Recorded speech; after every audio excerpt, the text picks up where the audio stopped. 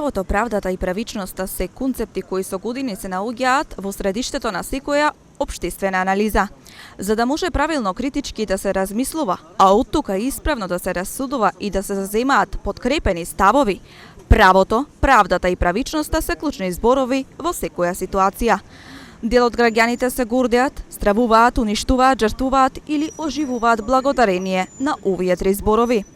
Во рамките на правната наука се прави разлика меѓу два видови правда, односно еднакво поставување во еднакви случаи или нееднакво поставување во нееднакви случаи, или, како што подобро би било да се рече, законот важи еднакво за сите. Додека според другата поделба се води по правилото. Секому според заслугите, или оние кои постапуваат согласно законот, општеството ги наградува, а оние кои постапуваат спротивно од него, општеството ги казнува.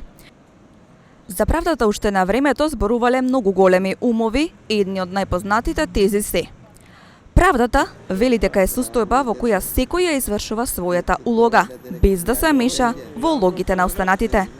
Правдата е она која е согласно законот, ама истовремено е и праведно, фер. Правдата е кога на секој му се дава она што му следува.